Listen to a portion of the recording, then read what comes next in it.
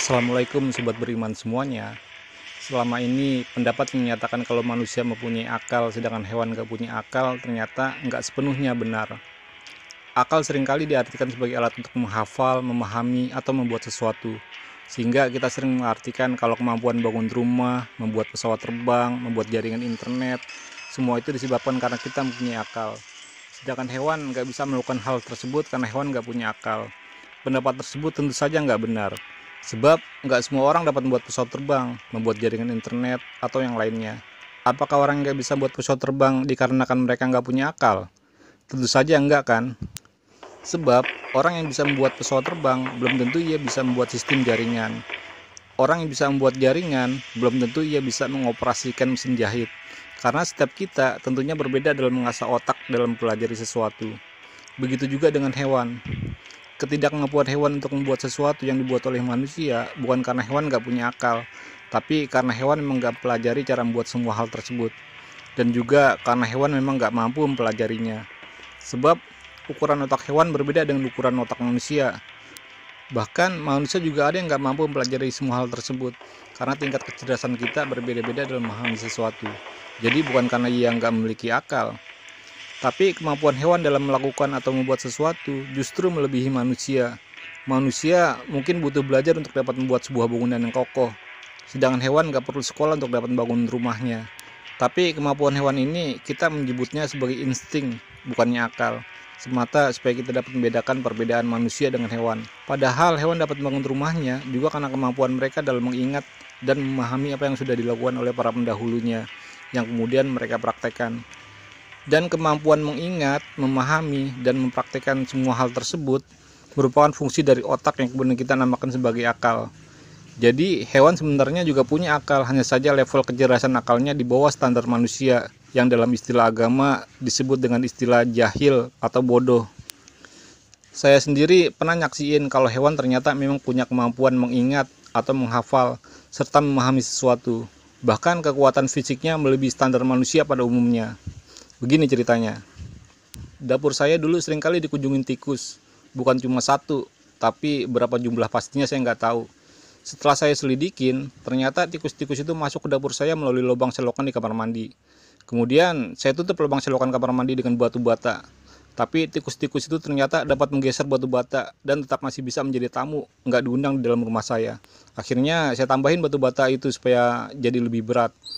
Tapi ternyata tikus-tikus itu masih bisa juga ngegeser batu bata. Dari celah lubang selokan yang terbuka sedikit, tikus itu masih bisa keluar masuk menggunakan rute lubang selokan kamar mandi. Jujur saja akhirnya saya coba ngacuhin tikus-tikus yang kalau malam selalu ngegeratak di dapur dan bikin berisik itu. Tapi suara gaduh yang timbulin dari tikus-tikus itu benar-benar ngeganggu banget. Akhirnya lubang selokan kamar mandi itu saya tutup pakai bata ringan berukuran 60 x 19 x 10 cm. Dan anehnya, walaupun pemandangan kamar mandi saya sudah berubah dengan adanya bata ringan yang berukuran besar, tapi tikus-tikus itu masih tetap ingat jalan keluar dari rumah saya.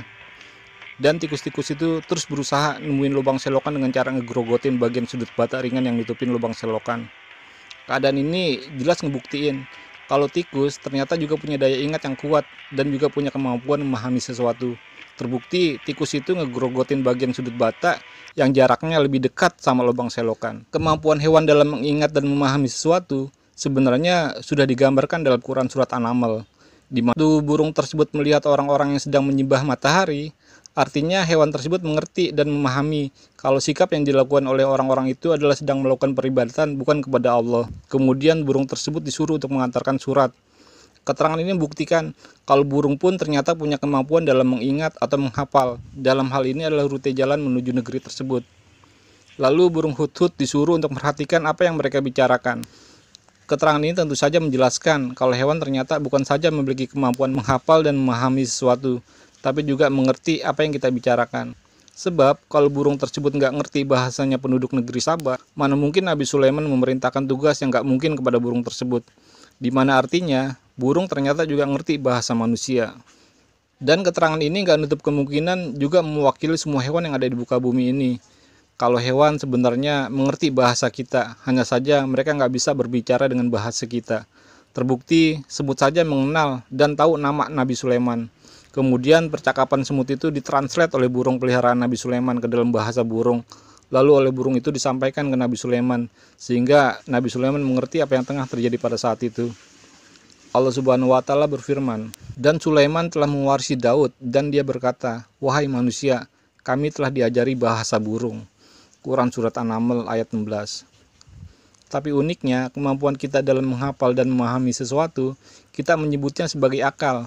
Sedangkan hewan yang juga memiliki kemampuan menghafal dan memahami sesuatu, kita menyebutnya sebagai naluri atau insting. Standar ganda ini sebenarnya karena kita salah dalam memahami arti dari kata akal. Sebab kalau akal dipahami sebagai kemampuan menghafal, memahami, dan mempraktekkan sesuatu yang sudah kita pahami, hewan pun terbukti juga memiliki kemampuan menghafal dan memahami. Jadi, definisi akal tentunya bukan seperti yang kita anggap selama ini. Karena definisi akal menurut Al-Quran adalah orang-orang yang menjalankan setiap perintah yang tertulis dalam Al-Quran.